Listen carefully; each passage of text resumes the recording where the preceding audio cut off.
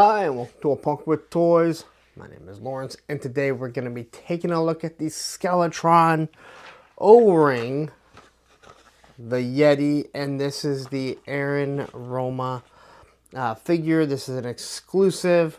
I don't know much about Aaron Roma. He owned Roma Collectibles, and unfortunately, in 2025, I believe he passed away. So he was big in the community. He clearly was friends with the guys that own Skeletron, or was at least associated with them in some way. They did an homage, a figure, like they've done for other people. So this is a total homage to him.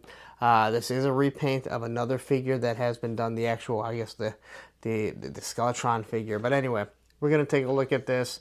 And here we can see this wonderful, wonderful artwork. This is going to make you think of the 80s, the G.I. Joe figures. I know when I did the other figure, their other O-Ring figure, that's what I felt like opening it, all right? So here we go. We can see the explosion, the figure here. We can see all of his accessories right there. There's the actual figure. And then he has his little Yeti arms. He is a weapons manufacturer. You got the Skeletron logo there on the back. You get this nice artwork. You get some cross-sell. And I will hold that there. You can pause it and read the file card, and it just tells you a little bit about it. And I tell you what, this is truly what makes a community like this so wonderful. And again, there are many communities. I'm in the skateboarding community, and they're the exact same way. So anyway, there we are. We're going to open this up, take a look at it, review it, see if it's something you want to go out and try and find. I believe they're going to have more. I don't believe that it was just an exclusive for assembly required. I believe come Joe Fest and other shows are going to have this. But before we do, if you like this type of content, you like when I drop the Skeletron stuff, and this is when the onslaught of Skeletron reviews start, please take a second, hit that like button, hit that subscribe button, hit that bell notification so you're notified every time I drop a Skeletron review. Alright, so here he is out of his plastic prison, and let's take a look at everything that he comes with. So all of this stuff, all of the O-Ring stuff, come with a stand. You can see there that it says Grindstone Toys. So that is actually who is producing the O-Ring versions for them. Again, I'm not a big fan of stands, as most of you know. You can see all these guys are actually standing without stands. But O-Rings and modern 4-inch figures, I actually give a pass because they have really small feet, and some of them have very small feet. All right, so we're getting 3 throwing stars that we have to pop off ourselves, which really shouldn't be too difficult. Although I think I'm going to be like, why didn't I just get something to snip this? All right, so we got this one little throwing star. Nice little detail to it. You can see there's a hole, so it's going to plug into the backpack right there. So let's get these off really quick. So if you don't know, Grindstone Toys, they are the makers of Call Sign Longbow. They have a Kickstarter. The Kickstarter's been over for quite some time, and they're working on getting their figures out of the factory. This was the only mold that they had. I'll be doing the review later on that, but Skeletron has asked for them to do a few molds for them to help them out as they're trying to get along and get some of the stuff out. All right, so here's the backpack, and you can see this is where the 3 throwing stars are going to go. You can see the nice little bow tie right there. You can see how the backpack folds over. It's going to plug directly into it, and clearly there's spots for some swords. So these things actually pop on. They seem nice and tight, way better than like the Mezco stuff on the Storm Shadow. And there you're talking about what, a $120 figure. But look at the colors. The colors really make this just kind of pop. And the fact that you can take them off and use them however you want. You know, how you can even use them with, let's say, your classified, because you can really only go so small before you start to lose stuff. All right. So if I can get that to go on, that one is really struggling. All right. Anyway, there we go. That's on. We got two swords.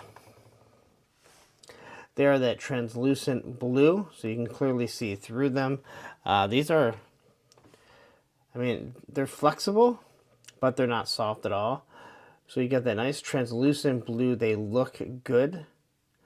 You got your guard right there. Then you got the grip with some detail all the way down to the end, which I would assume is the counterweight. And those can slide right in like that. This is almost like, I can't believe I'm going to say this, but this would be great for quick kick. Like this is perfect for quick kick, what he should have. All right. We get these Yeti hands, these kind of weapons. So you got the 4 little claws right there. They're going to clip right onto it. And you can see the fur and everything, which looks really good. Now this is very pliable, so you don't need to worry about it like a kid like getting poked with it or getting hurt. But those should snap right onto his wrist, and we'll take a look at those in a second. And he has 2 of them, which are the exact same. Then we get his Yeti helmet, which is a very interesting looking helmet for sure. It almost looks like it's supposed to be like horns right here, like for a ram.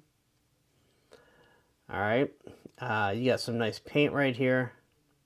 You can actually look.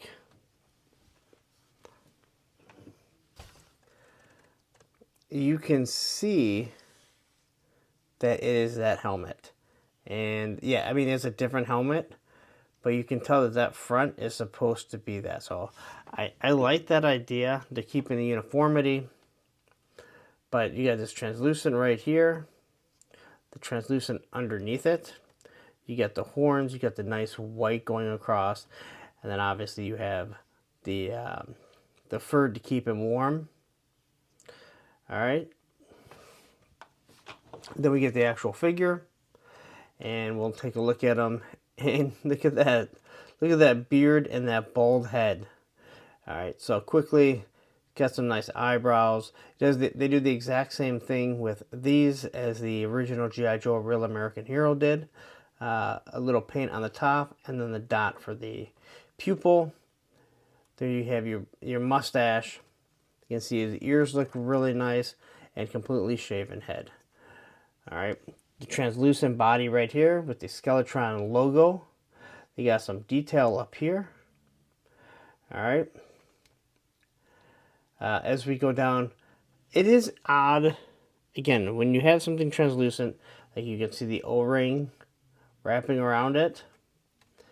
Here you can see exactly how it connects, but I do think it looks pretty cool. And then you can see how the wrists actually plug directly into it. All right, we got some nice red right there. You can see the rivets. As we go down here, we get the nice belt. The belt has a couple pouches. Once again, I'll constantly reiterate, when you see the belt loops, it just shows a lot of depth, a lot of character if you're taking photos. You got the knives. Now these knives do not come out, but they are molded in there. And as we go all the way down, we have the translucent feet, and the boot looks very, the boot's the exact same as that boot. So you can mix and match clearly, as they're built off the exact same O-ring. As for the articulation, his head's there. It can go down a little bit and then go side to side just a bit. He gets a perfect T-pose. They do swivel at the shoulder. It's going to have a 90-degree elbow bend. They're O-rings, so they twist back and forth and can go forward. That is your O-ring in there. This thing is really stiff there. O-rings are not meant to do a Jean-Claude Van Damme, but they are meant to go on the 90-degree bend here. This way you can put them in different types of vehicles, and then you get the 90-degree knee bend.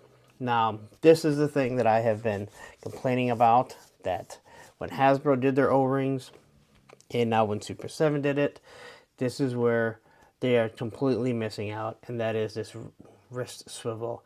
It allows you to pose figures so much better. Again, there's only so much you can do with an O-ring, but when you swivel that wrist, you can actually have them in an actual firing position, which with this you can't, and it takes away from it. As for arming this guy up, and drop that helmet on him, which does look pretty cool. We throw in the back. There's our backpack. Then we can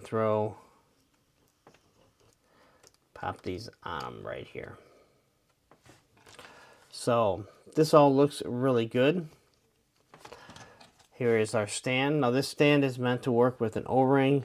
It is supposed to be the same size, but if you have any O-rings and you're using it, take your time before you try that, because you don't want to break out the heel on any of your original O-ring. And then we can take his sword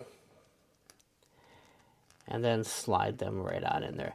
Now, if you're new to, or you're coming back into collecting, and you're wondering what is so different about this O-ring figure compared to what we had in the 80s, is they used a PVC plastic, so the thumbs are way less likely to break.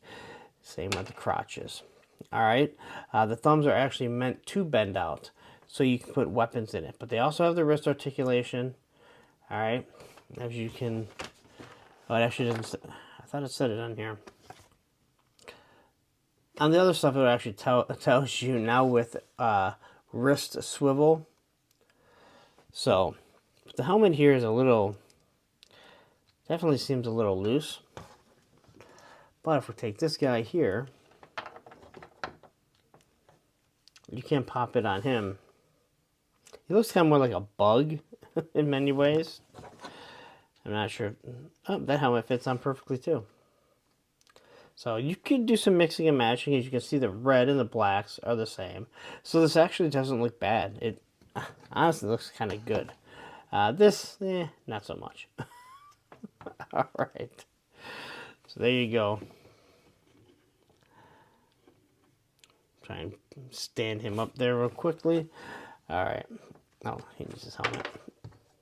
Couldn't try that. I couldn't do that again if I tried. Just shot right there. But there you go. Again, we can swivel the wrist. Now they're on there. We can get them running. You can only do so many types of poses when it comes to O-ring, but they are a lot of fun. I have loved the rejuvenation. Thank you to Delta 17 and some of the G.I. Joe stuff that we had earlier. And now Skeletron and what they're doing. And obviously Call Sign Longbow once their stuff comes out. So anyway, let's wrap this up and finish this review. All right, there you go. That is the Skeletron Yeti figure, the Aaron Roma homage. I mean, it's literally on the file card. That's his name. This is a cool looking figure, and look when the color hits it. It's hard to be mad at something like this. This is just cool. This is not what G.I. Joe was doing in the 90s. At the end, I don't know what they were doing. I was too busy riding my skateboard. Anyway, there you go. If it's something that you want, I believe it's going to be a convention exclusive. Again, I picked this up at Assembly Required in Des Moines, Iowa. I do believe they're going to have more. These were they had a couple cases that shipped in, so they could have them there. I was lucky enough to pick one up, did my review. Hope you guys are happy with it. If you like it, just try and get it. But I'm going to get out of here. You stayed this long. Like I said, you're going to get a lot of Skeletron stuff really soon as all my stuff is shipping. And actually, by the time you see this, how it might even be in hand. If not, it's a day or two away. But I'm going to get out of here. Please take a second, hit that like button, hit that subscribe button, hit that bell notification so you're notified every time I drop a Skeletron review. Now, don't go anywhere. What I am going to do is I'm going to leave you another Skeletron review, and down here will be a playlist of all the Skeletron stuff that I reviewed. Take care.